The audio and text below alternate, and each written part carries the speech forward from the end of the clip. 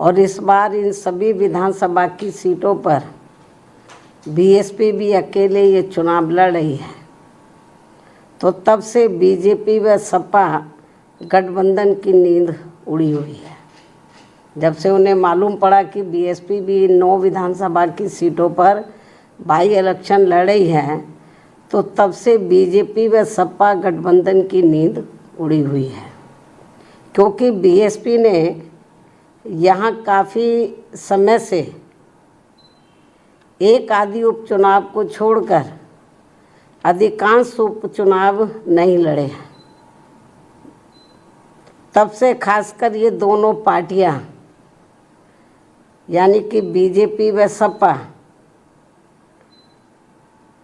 तथा इनका गठबंधन अभी तक इन चुनावों में जो भी बाई इलेक्शन हो रहे थे, तो अभी तक इन चुनावों में अंदर अंदर आपस में मिल बांट कर ये चुनाव लड़ते रहे। लेकिन इस बार हो रहे उपचुनाव में जब बीएसपी में मैदान में डटी हुई है, तो अब इन दोनों पार्टियों में इनके गठबंधन की काफ़ी परेशानियां बढ़ गई हैं।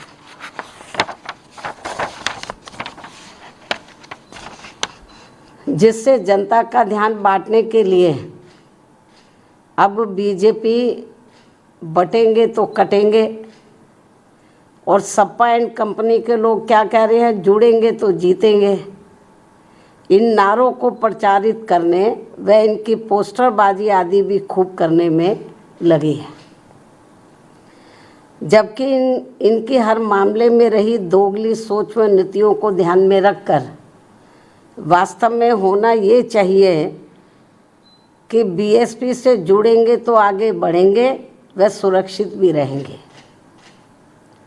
हालांकि प्रदेश में विकास व कानून व्यवस्था के मामले में बीएसपी की रही सरकार की तुलना में बीजेपी की वर्तमान में चल रही सरकार से व इसके पूर्व में सपा के रहे शासनकाल से भी जनता को ये जरूर सोचना चाहिए कि इन तीनों में से केवल बीएसपी का ही शासनकाल काफ़ी बेहतरीन रहा है।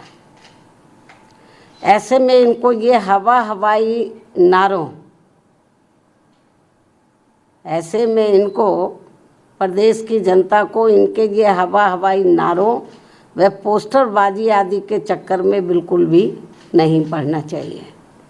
इसलिए अपनी कमियों की वजह से ही अब बीजेपी के लोग ये नारा लगाकर उपचुनाव में वोट मांग रहे हैं कि बटेंगे तो कटेंगे। ये नारा लगाकर वोट मांग रहे हैं, तथा वही सपा के लोग भी ये नारा लगाकर वोट मांग रहे हैं कि जुड़ेंगे तो जीतेंगे। जबकि इनकी आड़ में ये दोनों पार्टियां यहाँ के लोगों को केवल गुमराह कर रही हैं। इन नारों की आड़ में तो ये दोनों पार्टियां और इनके गठबंधन यहाँ के लोगों को केवल गुमराह कर रहे हैं, जिनसे इन सीटों के वोटरों को, मतदाताओं को सावधान रहना बहुत ज़रूरी है। ये केवल अपनी कमियों पर से ध्यान बांटने के लिए इस किस्म के ये नारेबाजी कर रहे हैं, पोस्टरबाजी कर रहे हैं, तो यहाँ की जनता को गुमराह करने के लिए। तो जिनसे इन सीटों के मतदाताओं को सावधान रहना बहुत ज़रूरी है। इतना ही नहीं बल्कि सपा की रही सरकार में तो यहाँ अधिकारी लोग नहीं बल्कि सपा के गुंडे, बदमाश, माफिया आदि ही ज़्यादातर इनकी सरकार चलाते रहे। और अब ऐसा लगता है कि यहाँ हो रहे उपचुनाव में सपा अपने गुंडों, बदमाशों व माफियाओं को अंदर अंदर ये कह रहे हैं कि ये उपचुनाव जीतोगे तो आगे सरकार बनाओगे, तभी फिर बचे भी रहोगे। अपने गुंडे, बदमाश, माफियाओं को अंदर अंदर ये कह रहे हैं। इस किस्म की रिपोर्टें भी हमें सुनने के लिए मिल रही हैं। इस प्रकार से इन विरोधी पार्टियों की ऐसी सोच व धारणा से दूर रहकर अब बीएसपी ये चाहती है कि इनसे दूर रहेंगे तो बचे रहेंगे, इन दोनों पार्टियों से, इनके गठबंधन से दूर रहेंगे तो बचे रहेंगे। और अब समय आ गया है कि लोगों को खुद ही इन विरोधी पार्टियों के इस प्रकार के घिनौने, विषैले व संकीर्ण राजनीति के छलावों आदि से बचने के साथ ही इनके गुमराह करने वाले ऐसे नारों व पोस्टरबाजी आदि से भी जरूर बचना होगा और इसका जवाब इसी चुनाव में भी देना होगा।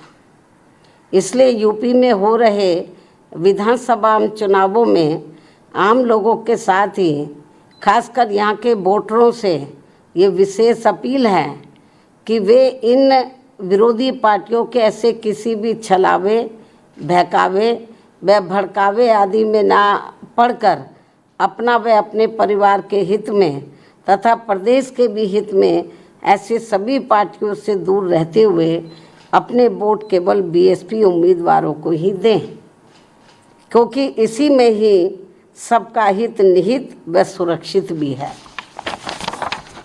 इसके अलावा आप लोगों को ये भी मालूम है, यूपी के उपचुनावों के साथ साथ तो इस समय देश में झारखंड व महाराष्ट्र प्रदेश में भी विधानसभा के लिए आम चुनाव हो रहे हैं। यहाँ भी हमारी पार्टी अकेले ही अपने बलबूते पर ये चुनाव लड़ेगी। और यहाँ खास ध्यान देने की बात यह है कि इन दोनों राज्यों के चुनावों में, झारखंड व महाराष्ट्र, इन दोनों राज्यों के चुनावों में बीजेपी व कांग्रेस का बना गठबंधन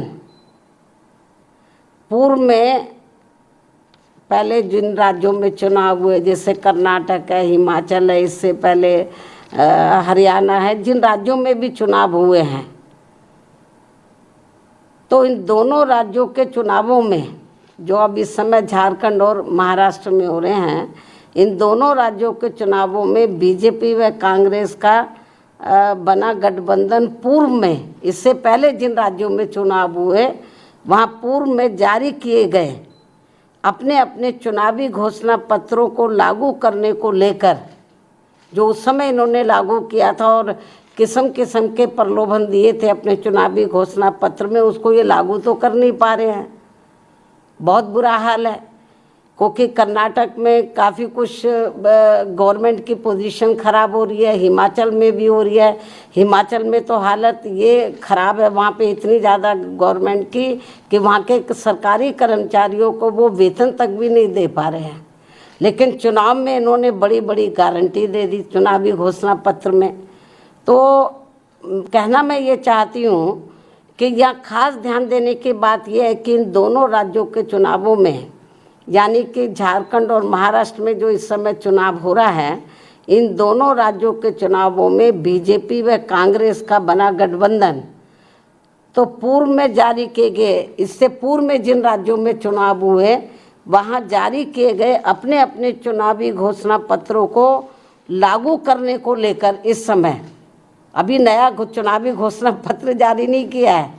इससे पहले जिन राज्यों में चुनाव हुए वहाँ इन्होंने चुनावी घोषणा पत्र जो जारी किए, तो पूर्व में जारी किए गए अपने अपने चुनावी घोषणा पत्र को लागू करने को लेकर एक दूसरे पर काफ़ी आरोप व प्रत्यारोप लगा रहे हैं। जबकि इस मामले में ये सभी पार्टियां एक ही थाली के चट्टे बट्टे हैं, जिनके बहकावे में इस बार यहाँ की जनता को कतई भी नहीं आना है। और अब तो इस मामले में कर्नाटक की कांग्रेसी सरकार के खुद ही इस पार्टी के राष्ट्रीय अध्यक्ष इस मामले की पोल भी खोल रहे हैं। और इस मामले में ऐसे सभी पार्टियों पर अब जनता को कतई भी विश्वास नहीं करना है। इतना ही नहीं बल्कि पूरे देश में हर क्षेत्र में महिलाओं का उत्पीड़न होना अभी तक भी बंद नहीं हो पा रहा है। और इस मामले में अभी हाल ही में महाराष्ट्र में अरविंद सावंत द्वारा जिस प्रकार से वहाँ एक महिला के लिए अभद्र भाषा का इस्तेमाल किया गया है, उसे सरकार को हल्के में न लेकर, ये बहुत ही शर्मनाक है, अमानवीय है, निंदनीय है। जो उन्होंने अभद्र भाषा का इस्तेमाल किया है तो उसे सरकार को, वहाँ की सरकार को हल्के में न लेकर बल्कि अति गंभीरता से लेते हुए उसके विरुद्ध सख्त कानूनी कार्रवाई करनी चाहिए, जो ये बहुत ज़रूरी है। और ये ऐसा नहीं हुआ तो और लोगों के भी फिर मनोबल बढ़ जाएगा कि और भी बोलते जाओ और महिलाओं के बारे में, जो ये ठीक नहीं है। इन्हीं कुछ ज़रूरी बातों के साथ ही अब मैं अपनी पार्टी के लोगों से यूपी में 9 विधानसभा की सीटों पर हो रहे उपचुनाव के साथ साथ झारखंड व महाराष्ट्र स्टेट में भी विधानसभा के लिए हो रहे आम चुनाव में अपनी पार्टी के उम्मीदवारों को जिताने की भी पुरजोर अपील करती हूँ। धन्यवाद। जय भीम व जय भारत।